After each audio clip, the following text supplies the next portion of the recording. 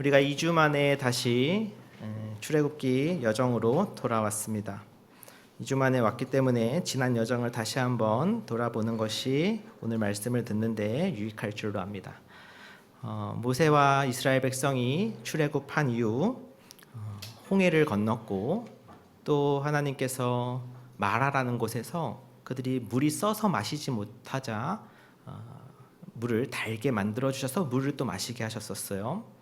그리고 16장에서 우리가 잘 아는 만나와 메추라기를 통해서 그들의 음식을 또 충분히 공급하셨습니다. 이처럼 하나님께서는 그들의 여정 가운데 필요를 공급하시면서 훈련을 시켜가시는 과정에 있어요. 오늘도 그 훈련의 연속이라고 할 수 있는데 오늘은 또 어떤 문제가 생기는지 또 이스라엘 백성들은 조금 나아져 가고 있는지 한번 우리가 보겠습니다. 1절 말씀을 먼저 같이 한번 읽어볼게요. 이스라엘 자손의 온 회중이 여호와의 명령대로 신 광야에서 떠나 그 노정대로 행하여 르비딤에 장막을 쳤으나 백성이 마실 물이 없는지라. 아멘.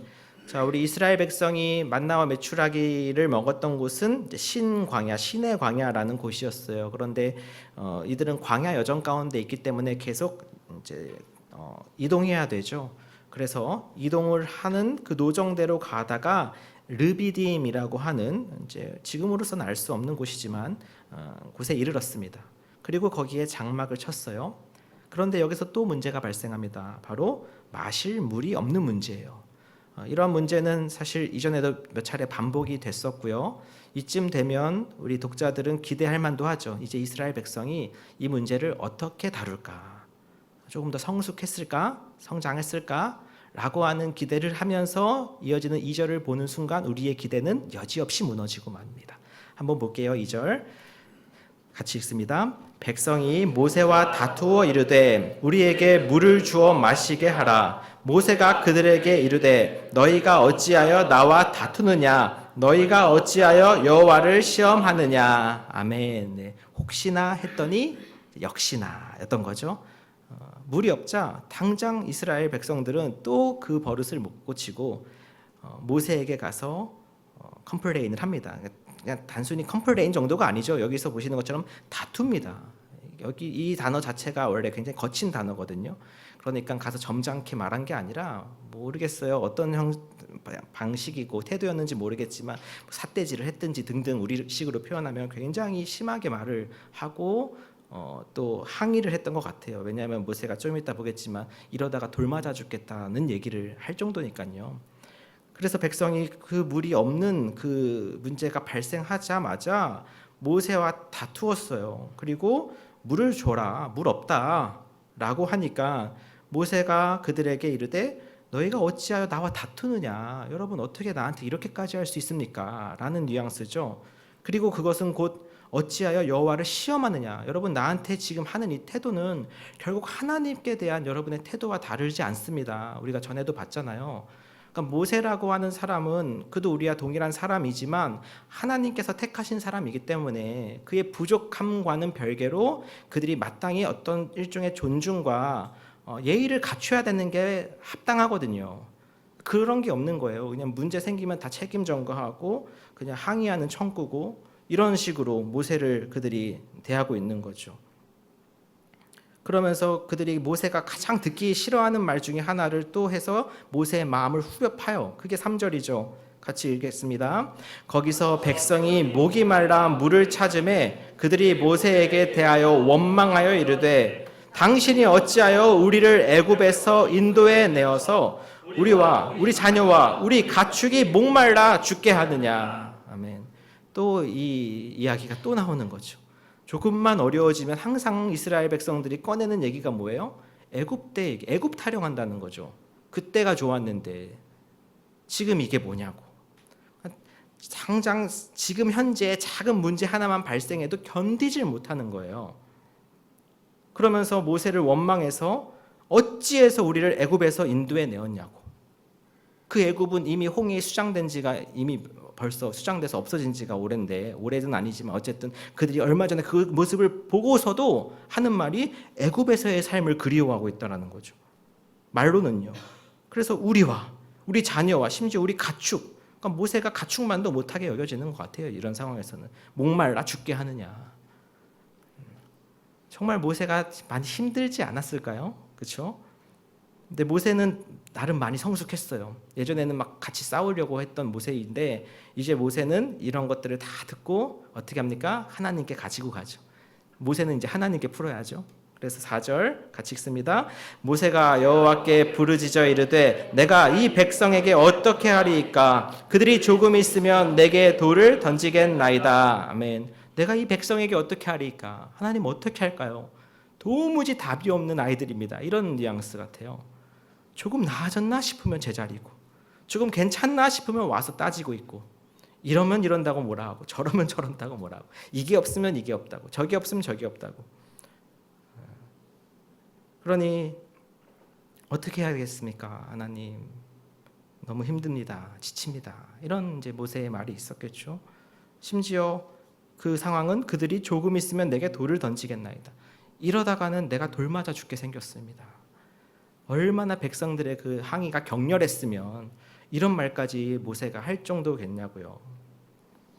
그런데 참 신기하게도 제가 말씀드렸죠. 이 출애굽기에서는 하나님이 이스라엘 백성들을 부드럽게 다루세요. 이게 비슷한 내용이 민수기에도 있는데 설명하는 게 굉장히 그 분위기가 다릅니다. 여기서는 하나님이 뭐 심판하거나 이스라엘 백성을 책망하는 내용 없이 물 없다고 하면 물 주세요. 고기 없다고 하면 고기 주세요. 여기서도 마찬가지 5절과 6절 한번 같이 읽어보겠습니다. 여호와께서 모세에게 이르시되 백성 앞을 지나서 이스라엘 장로들을 데리고 나일강을 치던 네 지팡이를 손에 잡고 가라. 내가 호렙산에 있는 그 반석 위 거기서 내 앞에 서리니 너는 그 반석을 치라. 그것에서 물이 나오리니 백성이 마시리라. 모세가 이스라엘 장로들의 목전에서 그대로 행하니라. 아멘. 물을 주셔서 그들이 마시게 하셨다는 내용이 그냥 담담하게 이어지죠. 여러분, 물과 관련한 이전에 이스라엘 백성들에게 얼마나 다양한 하나님의 기적을 경험했습니까? 여기서도 나일강을 치던 네 지팡이잖아요. 나일강 기적은 열재앙 중에 첫 번째 기적이었죠. 어떤 기적입니까? 나일강 물이 피가 되는 기적이었죠.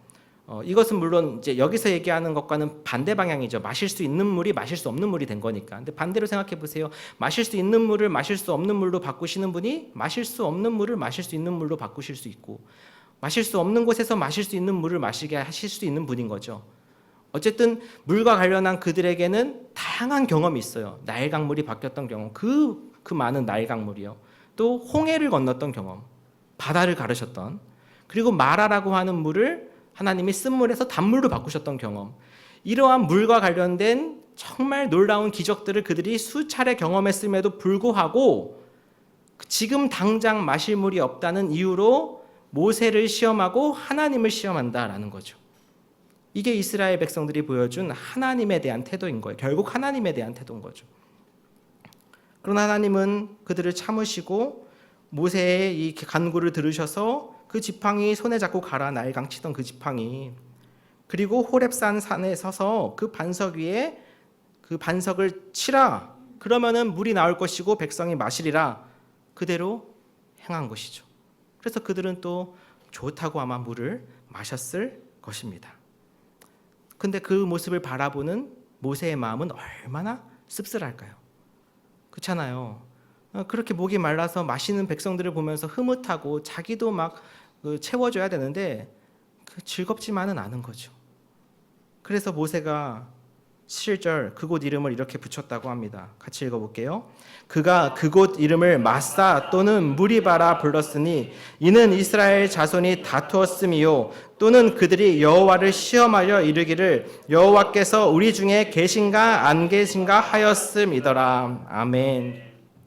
그래서 모세가 그곳 이름 르비딤이라고 하는 곳이지만 모세가 이름을 새로 붙여요. 그곳 이름을 마사, 그러니까 시험이란 뜻이고요. 무리바 다툼이란 뜻입니다. 그 정도로 이 사건이 모세에게는 안 좋은 기억으로 남았던 것 같아요. 그래서 설명하죠. 이스라엘 자손이 다투었고 또 그들이 여호와를 시험했다. 어떤 시험이요? 여호와께서 우리 중에 계신가 안 계신가. 이걸 좀 더 원문에 가깝게 번역하면 이렇다고 합니다. 여호와께서 우리와 함께 계신가? 아무래도 아닌 것 같다. 왜요? 물이 없으니까. 물론 그들이 물을 얻었지만 그 물이 나오기 전까지는 그렇게 생각했다라는 거죠. 얼마나 모세에게 있어서는 씁쓸한 경험이자 사건이 되었을까요? 이와 같은 사건을 대하는 우리 성도들, 독자들의 태도는 크게 두 가지일 것이라고 생각이 돼요. 첫 번째는 이스라엘 백성이 참 부족하구나. 얘네 한참 멀었구나. 어떻게 이렇게 미련하고 한심하고 못될 수가 있지? 라고 평가할 수 있겠죠. 일종의 그것은 우리가 스스로 조금 그들에 비해서 내가 조금 낫다라고 하는 우월감을 갖는 과정일지도 모르겠습니다. 이거 한 가지 태도일 수 있고요. 또 한 가지 태도는 좀 더 그 사건을 계속 묵상하고 깊이 들여다보면서 그 안에서 내 자신을 발견하는 거죠. 사실 우리도 이랬다는 것을. 결국 우리도 이스라엘 백성처럼 하나님 앞에 하나님께서 주시는 어떤 그것을 통해서 만족하는 것이지 하나님 자신으로서 만족할 수 없었던 존재들이었음을 기억하는 것이죠. 자, 보세요. 이게 오늘날 우리가 하나님을 대하는 태도와 굉장히 깊게 관련되어 있습니다. 이 본문이. 그러면 여러분, 이스라엘 백성은 왜 도대체 이 수많은 경험과 훈련을 통해서 깨닫지 못하고 계속 이렇게 반복되는 실수와 불순종과 불신과 불안 가운데 있는 걸까? 왜 그럴까요, 도대체? 나는 왜 그럴까요? 그건 출애굽기가 말해주는 전체 주제와 굉장히 밀접한 관계가 있어요. 그건 무엇이냐? 여호와가 누구신지를 아직 그들이 제대로 알고 있지 못하기 때문이에요. 그들이 그토록 많은 경험과 이적을 가졌음에도 불구하고, 기적을 경험했음에도 불구하고 여전히 하나님이 누구신지에 대해서 제대로 모르고 있어요. 결정적으로 그들은 하나님을 자신들의 주인으로 모시지 않고 있는 것입니다. 반대로 오히려 그들은 여전히 그들이 하나님의 주인이 되고 싶어하는 부분에 있다라는 거예요. 왜 그런가? 제가 분명한 증거를 보여드릴게요. 여기에 굉장히 중요한 단어가 나오는데 바로 시험이란 단어입니다. 시험. 2절에도 나오죠. 2절 하반절에 너희가 어찌하여 여호와를 시험하느냐. 7절에도 나오죠. 그들이 여호와를 시험하여 이르기를 여호와께서 우리 중에 계신가 안 계신가 하였음이더라. 사실 이 시험이라는 단어는 앞서 우리가 읽었던 출애굽기 15장과 16장에서도 나왔던 단어고, 제 설교를 유심히 들으신 분이라면 아마 기억을 하실 거예요. 근데 아마 그 기억하시는 분이 없을 것이기 때문에 제가 다시 한번 찾아드릴게요. 앞에 15장 가보세요. 자, 15장 25절 말씀입니다. 자, 출애굽기 15장 25절에 보면 하반절입니다. 하반절에 거기서 여호와께서 그들을 위하여, 그들은 이스라엘이죠. 법도와 율례를 정하시고 그들을 시험하실세. 그렇죠? 그들은 이스라엘이죠. 여호와께서 그들을 시험하셨다는 내용이 있어요. 자, 16장도 볼게요. 16장 4절도 보세요. 16장 4절도 하반절에 이같이 하여 그들이 내 율법을, 하나님이 하시는 말씀이에요. 그들 이스라엘이 내 율법, 하나님의 말씀을 준행하나 아니하나 내가 시험하리라. 낫사라고 하는 히브리어 단어. 그래서 여기에는 일종의 훈련의 의미도 담겨 있다. 제가 이런 설명을 몇 번에 걸쳐서 드렸었어요. 자, 그런데 보세요. 이 동일한 단어가 오늘도 17장 2절과 7절에서 쓰였는데 결정적인 차이가 있어요. 무슨 차이일까요? 그것은 이 동사의 주어가 바뀌었다는 거예요. 주어가. 네, 대상이 바뀐 거죠. 앞서서는 하나님이 이스라엘을 시험하신 거예요. 하나님은 우리를 시험하실 수 있는 분입니다. 근데 그게 일종의 유혹 같은 시험이 아니에요. 훈련시키고 하나님의 자녀로 단련해 가시는 시험인 거죠. 근데 반대로 17장에 나오는 시험은 주어가 바뀌어요. 누구가요? 너희는 이스라엘이죠. 모세가 하는 말이니까. 또 7절에서도 그들이라고 하는 것은 이스라엘 백성을 말하죠. 그러면서 그들이 시험했던 대상은 여호와로 바뀐 거예요. 그러나 여러분, 하나님은 우리를 시험하실 수 있는 분이지만 우리는 하나님을 시험해서는 안 되는 존재인 거죠. 이걸 우리가 오늘 기억해야 되는 거예요. 하나님이 누구신지 알면 여러분, 우리 결코 하나님을 시험할 수도 없고 시험해서도 안 된다는 것을 깨달으실 겁니다. 그런데 이스라엘 백성은 여전히 그들이 하나님이 주인이라는 것을 인식하지 못하고 그들이 하나님의 주인이라고 생각하면서 하나님을 시험하고 있는 거죠. 즉 하나님의 하나님 되심을 하나님 자신에서 찾은 게 아니라 하나님이 자신들에게 해주시는 일과 자기에게 주는 어떤 물질적인 것들을 통해서 하나님으로 인정하겠다는 태도인 거예요. 이게 오늘날 우리가 겪게 되는 가장 큰 도전입니다. 하나님은 창조주시고 우리의 주인이시고 우리는 피조물이고 그가 하시는 대로 따라야 될 존재라는 이 완전한 차이, 인식하지 않는 한 우리의 불평, 불만은 끝이 날 수가 없는 거예요. 하나님이 우리의 수단이 되어서는 안 되는 거죠. 하나님도 우리를 수단으로 대하신 적이 없으세요. 그럼에도 불구하고 우리는 여전히 하나님을 이와 같은 태도로 대하고 있다면 그건 속히 우리가 하나님 앞에 돌이켜야 할 자세라는 것입니다. 하나님이 우리의 주인 되셔야지 내가 하나님의 주인이 되려고 하는 것은 성경에서 극히 금하고 있는 태도인 거죠. 일종의 우상숭배요, 굉장히 참담한 자세인 것입니다. 그런데 오늘날 어떤 그리스도인들은 이처럼 하나님을 대하고 있지 않나라고 하는 마음에 씁쓸해지는 거죠. 즉 하나님께서 나한테 무엇을 해 주셔야지만 그때 우리 하나님이 되고, 아니라고 하면 금세 소위 느그 하나님이라고 해야 될까요? 라고 하는 사실이 되는 것을 발견하는 거죠. 지금 하나님이 나한테 지금 필요한 그것, 지금 이때 이곳에서 주셔야 나의 하나님이시라는 거고, 그렇지 않으면 과연 하나님이 계신가? 내 삶에 하나님 안 계신 것 같다. 금세 낙심하고 또 시험에 드는 스스로. 제가 신방하면서 가장 힘든 신방 중에 하나가 그런 신방이에요. 지나치게 자신을 다른 사람들과 비교하면서 하나님에 대한 원망을 끊임없이 쏟아놓는 신방. 마음으로는 너무 듣고 있기가 힘들어요. 그렇다고 그분을 대놓고 정죄할 수도 없고 위해서 기도할 뿐인데 그 시간이 굉장히 저는 괴로운 시간이에요. 왜요? 그러한 말 속에는 하나님이 나의 주인이 아니라 내가 하나님의 주인이라는 전제가 있는 거거든요. 그리고 하나님을 내가 하고 싶은 대로 조종하고 싶은 거예요. 내가 필요한 게 있으면 하나님은 주셔야 되는 분이에요. 그래야 그분이 나의 하나님이라고 내가 인정하겠다는 거죠. 이거는 하나님에 대한 지극히 큰 모독이에요. 여러분, 하나님은 우리의 창조주시고요, 우리는 피조물입니다. 그분이 우리를 위해서 어떤 일도 하지 않으시더라도 그분은 그 자체로서 우리의 찬양과 경배를 받기 합당하신 분이에요. 그 정도로 우리는 하나님과 차원이 다른 존재예요. 그러나 그렇다고 해서 하나님께서 우리를 위해서 아무것도 안 행하셨습니까? 아니잖아요. 이스라엘 백성들을 위해서 하나님이 하신 일들을 보십시오. 그리고 우리를 위해서 하나님께서 아들을 주신 것을 기억하면 하나님께서 우리를 위해서 이 하신 일뿐만 아니라 하나님 자신으로서 우리의 예배와 경배를 받으시기에 합당하신 분이라고. 그런데 우리도 역시 이스라엘 백성처럼 당장 지금 필요한 것이 없다는 이유로, 또 남들과 비교해서 나는 왜 쟤네처럼 잘 살지 못하냐라고 하는 이유로 하나님을 원망한다면 그것이야말로 우리가 하나님의 주인이 되겠다고 하는 태도와 다름이 없는 거죠. 사랑하는 성도 여러분, 여러분의 주인이 하나님이 되시길 바랍니다. 여러분이 하나님의 주인이 되시면 안 돼요. 하나님은 램프의 지니처럼 우리가 필요할 때마다 불러 쓰고 그 이루어지면 또 그냥 닫아버리고 그러다가 다시 또 필요해지면 찾아온 그런 식으로 우리가 하나님을 대해서는 결코 안 될 것입니다. 오히려 하나님께서는 이러한 이스라엘 백성을 큰 전투에서 승리를 통해서 정말 그들이 의지하고 또 하나님 나와야 될 분이 누구신지를 다시 한번 보여주시는데 그게 아말렉과의 전투죠. 자, 우리 8절과 9절도 한번 같이 읽어보겠습니다. 그때 아말렉이 와서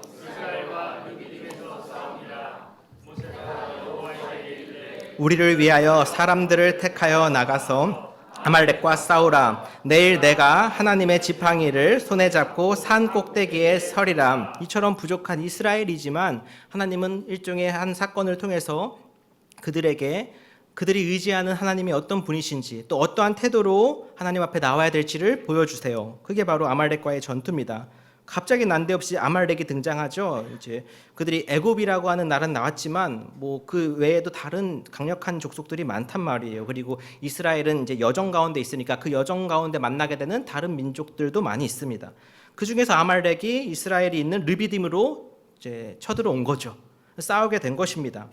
그리고 여기서 갑자기 또 등장하는 두 명의 사람이 있는데 첫 번째가 바로 여호수아예요. 여러분 아시는 분 많을 겁니다. 모세의 후계자죠. 여호수아가 이때 처음으로 등장해서 여호수아에게 이 전투를 위임합니다. 모세는 나이가 많으니까 실제 전장에 자기가 투입되지는 않고 여호수아라고 하는 젊은 지도자를 리더로 세워서 그들로 하여금 군대를 꾸려서 나가게 하고, 자기가 하는 일은 뭐예요? 자신은 내일 내가 하나님의 지팡이를 손에 잡고 산꼭대기에 서리라. 그 전쟁의 상황을 살펴보면서 기도하겠다, 중보하겠다, 이런 뜻이죠. 그래서 기도하러 올라가는데 혼자 올라가지 않습니다. 어떻게 올라가냐면 10절 같이 읽어볼게요. 여호수아가 모세의 말대로 행하여 아말렉과 싸우고 모세와 아론과 훌은 산 꼭대기에 올라가서, 여기서 또 등장하는 새로운 한 사람이 있죠. 바로 훌이라고 하는 사람입니다. 이제 이후에도 이제 계속 등장할 거예요.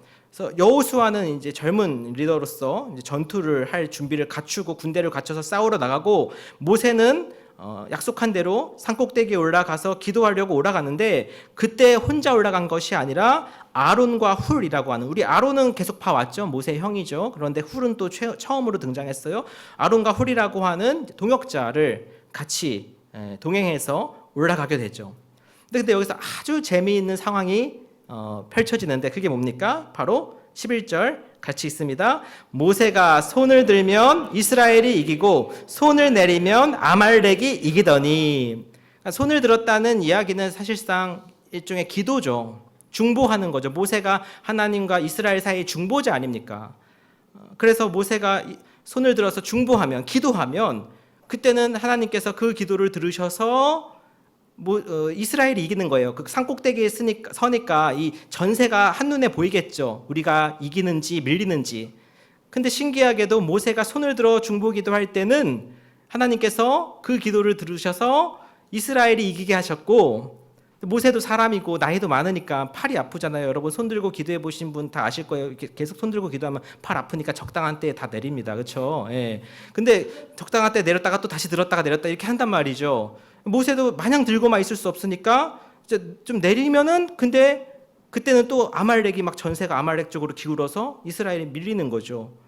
그러니까 모세로서는 이제 좀 당황스럽겠죠. 이게 계속 들고 있자니 너무 힘들고, 그렇죠? 내리자니 우리가 지고, 이런 상황, 여러분 이런 굉장히 곤란한 상황들 아마 겪어보신 적 있을 텐데, 네, 시간이 없어가지고 제가 그 아내 첫 아이 낳을 때 제가 아내 손을 꼭 붙잡고 있잖아요. 아이 진통 오는 동안 한 10시간 정도 진통을 받았는데, 근데 그때 제가 결혼 반지를 끼고 있었거든요. 지금은 안 끼고 다니는데 이게 불편해가지고 어쨌든 근데 결혼 반지를 끼고 있는데 아내 손을 꽉 잡았어요. 근데 아내의 진통이 엄청 심하잖아요. 10시간 동안 되는. 그래서 제 손을 정말 막 으스러질 정도로 잡는 거예요. 근데 그때 그 반지 때문에 제 손도 너무 아픈 거예요.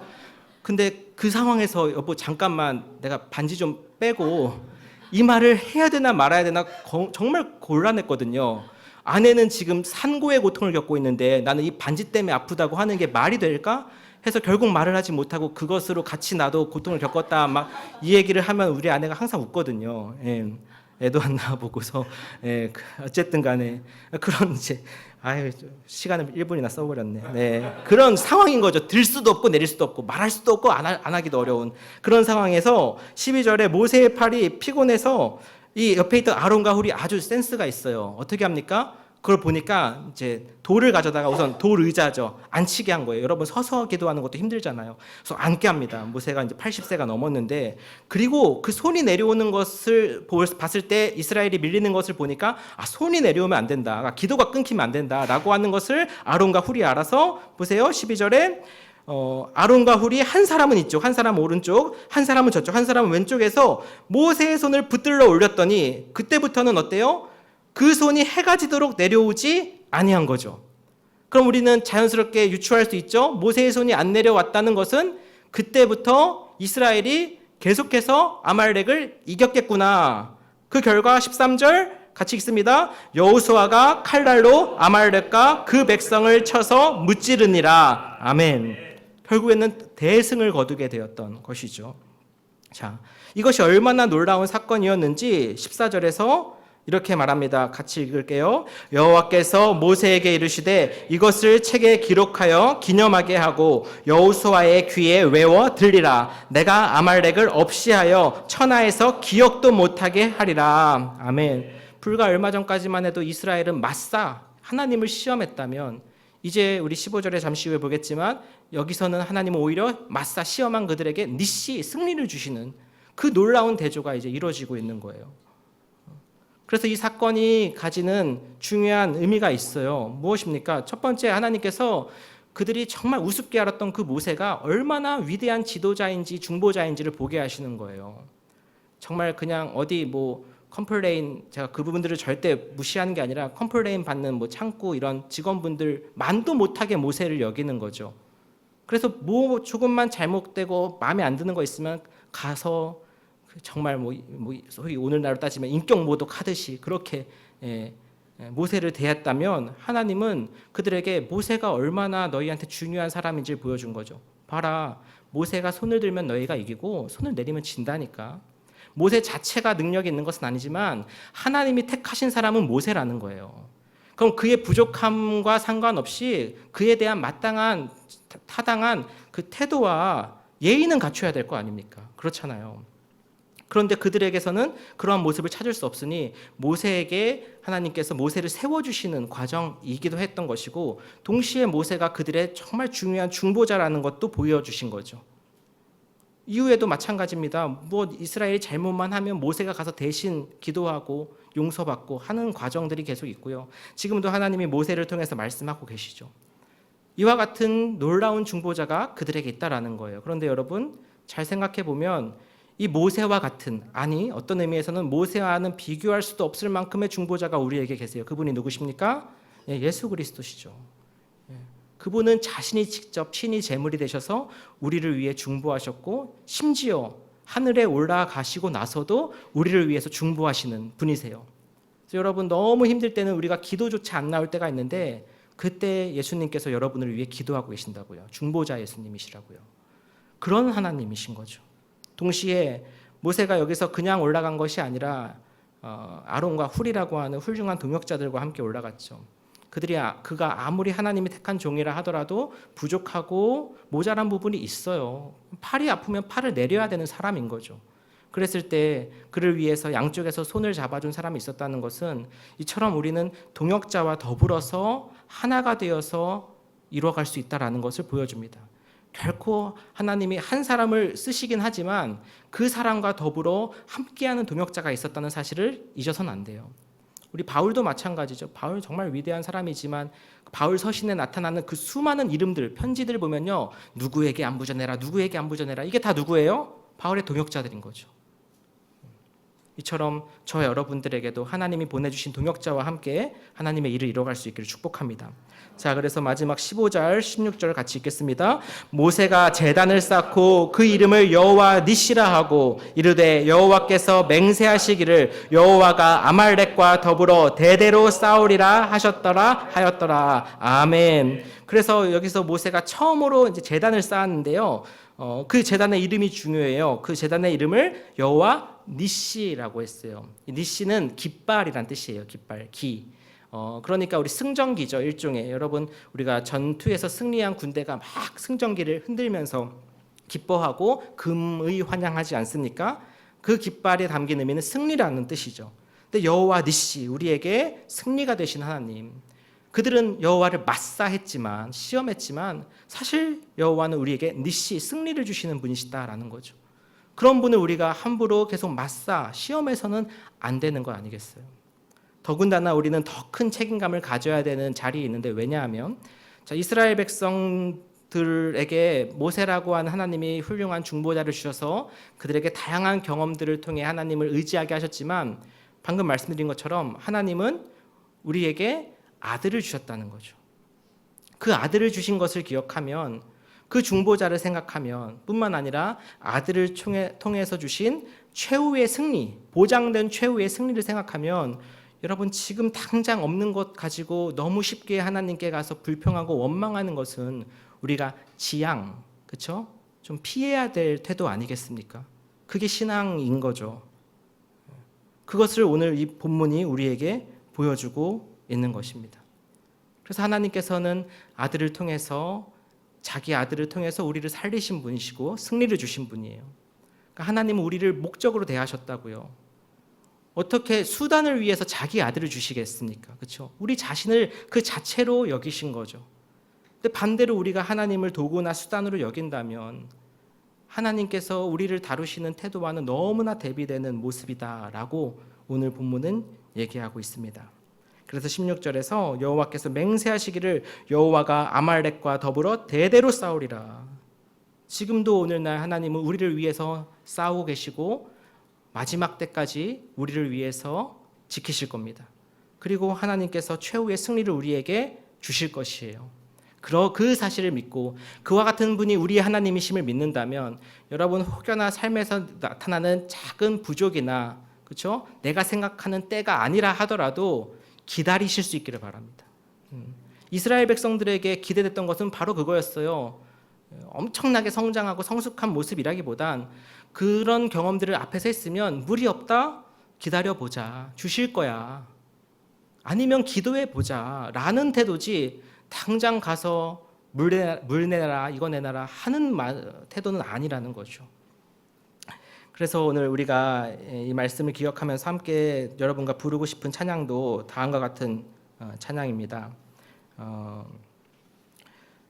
우리가 처음 받았던 이 은혜들을 자꾸 잊고 또 지금 당장 없는 것에 집중해서 하나님이 나한테 하셨던 일들에 대해서는 또 생각하지 못하면서 불평이 나올 때가 있어요.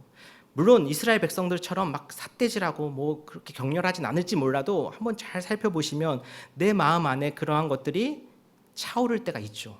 저도 그러니까요. 그러나 여러분 이 말씀을 기억하시면서 결단하시기 바랍니다. 하나님이 나의 주인이신다. 하나님께서 하시는 대로 우리가 움직여야 되는 것이지 우리가 원하는 대로 하나님을 움직이려고 하면 안 되는 거예요. 우리가 다시 복음 앞에 하나님 앞에 바로 설 수 있는 그 계기가 오늘 이 말씀과 찬양이 되기를 원합니다.